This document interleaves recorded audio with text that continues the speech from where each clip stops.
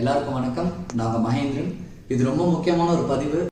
Hi viewers, Tamil சினிமாவில் குழந்தை நட்சத்திரமாக அறிமுகமாக இன்று கதாநாயகன் மற்றும் குணச்சித்திர நடிகராக தனக்கென ஒரு இடத்தை பிடித்தவர் மாஸ்டர் மகேந்திரன்.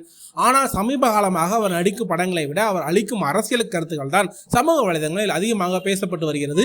அதிலும் குறிப்பாக தமிழக அரசியல் மற்றும் முதலமைச்சர் விஜய் குறித்து அவர் பேசும் ஒவ்வொரு கருத்தும் இணையத்தில் பெரும் விவாதத்தை கிளப்பி வருகிறது. அந்த வரிசையில் தற்போது அவர் பேசியுள்ள மின்வெட்டு தொடர்பான கருத்து புதிய சர்ச்சையை ஏற்படுத்தியுள்ளது.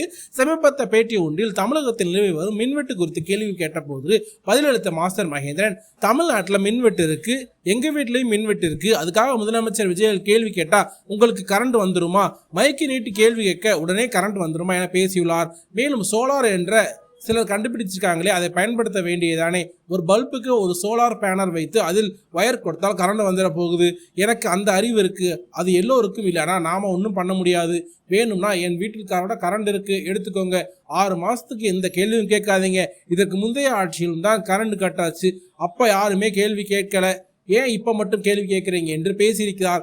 இந்த வீடியோ சமூக வலைதளங்கள் வெளியாகி சில மணி நேரங்களே அவரது வைரலானார். ஆனால் அவர் எதிர்பார்த்தது போல ஆதரவு கிடைக்காமல் எதிர்மறையாக கடும் விமர்சனங்களுக்கு குவிய தொடங்கின.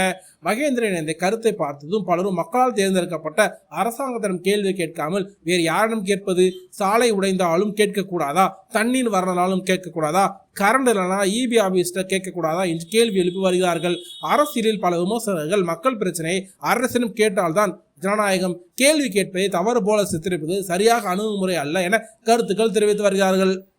இந்த வாரத்தில் அதிகமாக கொண்டாடுபவர்கள் மீம் கிரியேட்டர்கள் தான். மகேந்திரன் வீடியோவை வைத்து நூற்றுக்கணக்கான மீம்கள் இணையத்தில் வலம் வருகின்றன. சில மீம்களில் எக்ஸாம்பிளாக எக்ஸாம் ஃபெயில் ஆகிட்டா டீச்சர் கேட்கக்கூடாதா, மொபைல் ரீசார்ஜ் முடிஞ்சா கம்பெனிகிட்ட கேட்கக்கூடாதா, ரீசார்ஜ் உடனே ஆகிடுமா, அதுவாவா ரீசார்ஜ் ஆகும் என மகேந்திரனை வைத்து நகைச்சுவையான பதிவுகள் வைரலாகின்றன. மகேந்திரன் இப்படிப்பட்ட ட்ரோல் செய்வது இது முறை அல்ல. கடந்த சில ஆண்டுகளாகவே மாஸ்டர் மகேந்திரன் அரசியல் மற்றும் சமூக பிரச்சனை குறித்து கருத்து தெரிவித்த போதெல்லாம் அது சமூக வலைதளங்களில் ட்ரெண்ட் ஆகி வருகிறது. இந்த முறை சுவாரஸ்யம் என்னவென்றால், மகேந்திரனின் கருத்தை செய்தனால் எதிர்கட்சியினர் மட்டுமல்ல சில விஜய் ரசிகர்களும் இருக்கிறார்கள். விஜய்க்கு ஆதரவாக பேச நினைத்திருக்கலாம், ஆனால் தவறான உதாரணம் கொடுத்தால் பிரச்சனை பெரிதாகிவிட்டது என்று என சிலர் கருத்து தெரிவிக்கிறார்கள். இந்த சூழ்நிலையில பாத்தீங்கன்னா மாஸ்டர் மகேந்திரன் ஒரு வீடியோ ஒன்று வெளியிட்டிருக்காரு. ஒரு நடிகராக பொது வேளையில் பேசும்போது எனக்கு இன்னும் கூடுதலான பொறுப்பு இருந்திருக்க வேண்டும். சாதாரண ஒரு நடுத்தர மற்றும் ஏழை எளிய மக்கள், குழந்தைகள், முதியவர்கள் இந்த கோடை காலத்தில் மின்வெட்டால் எவ்வளவு அவதிப்படுவார்கள் என்ற யதார்த்தத்தை நான் மறந்து பேசியிருக்க கூடாது. எனக்கு வீட்டில் சோலார் வசதி இருக்கிறது என்பதால் எல்லோரையும் அதை செய்ய முடியாது என்று நான் நினைத்து மாபெரும் தவறு. மக்களின் கஷ்டங்களை நான் குறைத்து மதிப்பிடவில்லை.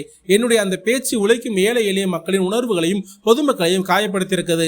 அதற்காக நான் மனப்பூர்வமாக எந்தவித நிபந்தனையுமின்றி உங்களிடம் மன்னிப்பு கேட்டுக்கொள்கிறேன். என்னை சிறுவயதிலே குழந்தை நட்சத்திரமாக ஏற்றுக்கொண்டு இன்று வரை ஒரு கலைஞனாக வாழ வைத்துக் கொண்டிருப்பது நீங்கள் தான். நீங்கள் கொடுக்கும் விமர்சனங்களும் சாட்டை அடிகளும் நான் என் தவறை திருத்திக் கொள்ள ஒரு பாடமாக பார்க்கிறேன். இனிவரும் காலங்களில் பொது மேடைகளிலும் பேட்டிகளும் இன்னும் கவனத்தோடு பொறுப்போடு பேசுவேன் என சொல்றேன் அப்படிங்கிற மாதிரி தன்னுடைய வீடியோல வந்து சொல்லியிருக்காரு. இதை பத்தி நீங்க என்ன மாஸ்டர் மகேந்திரன் பார்த்தீங்கன்னா தன்னுடைய வீடியோல இந்த மாதிரி ஒரு பேசியிருந்தாரு. ஸோ இப்போ மன்னிப்பும் கேட்டிருக்காரு. இதை பத்தி உங்களுடைய கருத்துக்களை மறக்காம கீழே கமெண்ட்ல சொல்லுங்க. மேலும் இது போல அப்டேட்டுகளுக்கு நம்ம சேனலை சப்ஸ்கிரைப் பண்ணிக்கோங்க. தேங்க்யூ.